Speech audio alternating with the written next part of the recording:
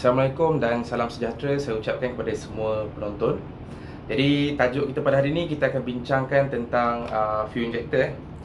Jadi kita ada beberapa jenis fuel injector di sini. Yang ini 150cc. Kita ada 160, 180, 200 dan 240. Yang ini memang besar gila ni, 240 ni. Untuk spek yang kau-kau punya nak roket, bolehlah pakai yang saiz besar ni. Jadi mungkin ramai dah tahu apa fungsi fuel injector ni, tapi mungkin juga ramai yang masih tak tahu. Jadi saya akan cuba try explain. Jadi siapa yang tak faham tu boleh jadi faham lah. Untuk pilihan injector, yang saya dengar ramai yang berfikiran kalau kata injector ni besar, jadi injector tu akan tambahkan power motor tu. Tapi sebenarnya tak. Dan saya akan explain kenapa. Okey, sebagai contoh, kita ambil ni injector ni 240cc. Dia ada tulis dekat situ 12 lubang, 12 hole.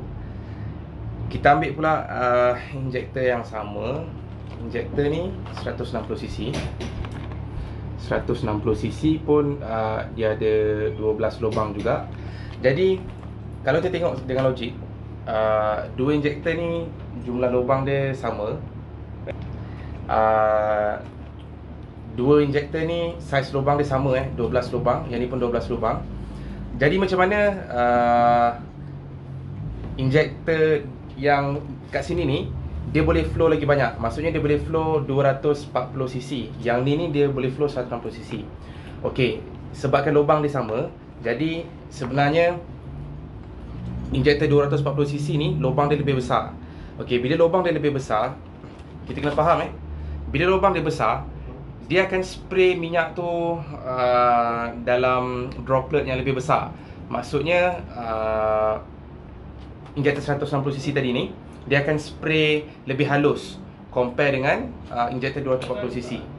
Jadi injector 160cc ni dia mampu spray mist yang lebih halus. Jadi mist yang lebih halus ni sebenarnya lebih mudah terbakar. Jadi injector 160cc ni dia lebih jimat minyak sebenarnya. Okey, dia jimat minyak bukan sebab dia kecil, tapi sebab spray yang dihasilkan tu adalah lebih halus. Dan dari segi throttle response, injector 160cc ni adalah lebih baiklah compare dengan 240cc. Tapi sebenarnya benda ni bergantung kepada keperluan motor. Contoh, kalau motor tu spek dia tinggi, maksudnya dia hasilkan horsepower yang banyak, jadi dia dah tak boleh dah nak pakai injector 160cc sebab mungkin flow dia tak cukup. So dia terpaksa pakai injector 240cc. Yang membawa maksud dia still akan power lah motor dia sebab spek dia besar. Tapi kita ambil contoh, kalau ada satu motor spek 63, motor A spek 63, motor B pun spek 63. Tapi motor A pakai injector 160cc, motor B pakai injector 240cc. Jadi sebenarnya motor yang spek dia sama dan tidak mencecah maximum limit flow, yang pakai injector 160cc ni akan ada lebih torque, ada lebih response dan lebih jimat minyak berbanding dengan motor yang pakai 240cc. Jadi kita kena pandai pilih lah nak pakai injector saiz apa berdasarkan target horsepower. Jadi kita akan ke segmen seterusnya.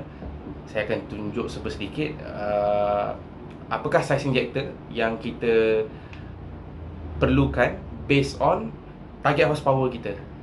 Contoh, kalau kata target horsepower kita cuma 20 ataupun 30 horsepower, tak perlulah nak pakai injector besar-besar macam 240cc ni.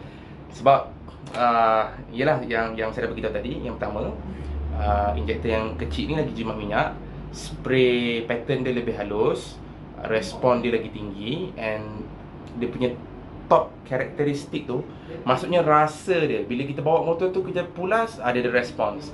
Dia tak sama compare kalau pakai injector besar. Injector besar ni dia ada sikit kekurangan dia, tapi Kalau kata motor tu perlukan injektor besar, kita terpaksa guna jugalah injektor besar. So jom kita tengok macam mana cara kita nak tentukan saiz injektor berdasarkan spek motor. Okey, yang ni adalah contoh pengiraan saiz injektor. Jadi kita tengok dekat sini ni. Yang ini target horsepower kita. Kita kena kali dengan BSFC. Alright, and then bahagi dengan jumlah injektor dengan injector duty cycle maximum duty yang kita target. So kita nampak kat sini target kita adalah 20 HP. Okey, BSFC ni sebenarnya adalah brake specific fuel consumption. Cara pengiraan dia adalah macam ni. Berapa pound petrol yang kita gunakan dalam sejam bahagi dengan berapa horsepower yang kita hasilkan. Dan dekat sini kita boleh tengok 1 kilogram bersamaan dengan 2.205 pound. 1 liter petrol bersamaan dengan 770 gram lah. So 1 kilogram petrol bersamaan dengan 1.29 liter. Actually petrol ni berat dia agak bergantung pada suhu. Range dia adalah daripada 710 hingga 780 gram untuk setiap liter. Jadi kita ambil roughly 770 gram lah seliter. Jadi untuk typical NA engine punya BSFC adalah 0.45 ke 0.5 BSFC. So kita try guna 0.45 lah ni sebagai contoh. Jadi lepas kita dah dapat kiraan ke atas tu, ni adalah jawapan dia. So 9 bahagi dengan 0.85 lah sebab ada satu injektor je. Bersamaan dengan 10.58 pound sejam. Jadi yang kita dapat ni adalah untuk sejam. Jadi kita nak dapatkan seminit. So 10.58 pound ni kita bahagi dengan 60 minit sebab 1 jam ada 60 minit.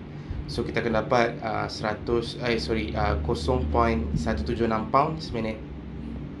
Jadi 0.176 pound ni dia bersamaan dengan 79.83 gram petrol seminit. Jadi kita kali balik. Kita kali balik lah sebab 1 kg petrol bersamaan dengan 1.29 liter. So kita akan kalikan dengan 1.29. So injektor yang kita perlukan adalah 103 cc seminit. Yang ini based on 0.45 BSFC lah. Tapi untuk save lagi, saya akan gunakan pengiraan based on 0.47 BSFC. Jadi tak payah pening lah. Sebab kalau kata nak kira macam ni takkan nak kira pening-pening macam ni kan. So saya akan bagi satu guideline yang saya dah tolong kirakan based on 0.47 BSFC. Jadi boleh ikut je lah kiraan yang saya dah dapatkan jawapan dia tu.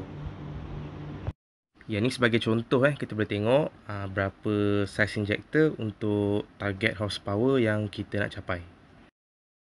Untuk ethanol atau metanol, kita kena darabkan target horsepower kita punya cc per minit dengan 1.3. Sebab metanol ni dia perlu bakar lebih banyak untuk dapatkan horsepower yang sama. So basically hari ni ni saja yang saya akan share. Jadi maybe di episod yang akan datang saya akan share tentang benda lain lah. Mungkin tentang ECU ataupun tentang compression ratio. So jangan lupa untuk subscribe pada channel saya.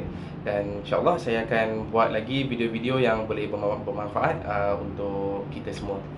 Terima kasih dan Assalamualaikum.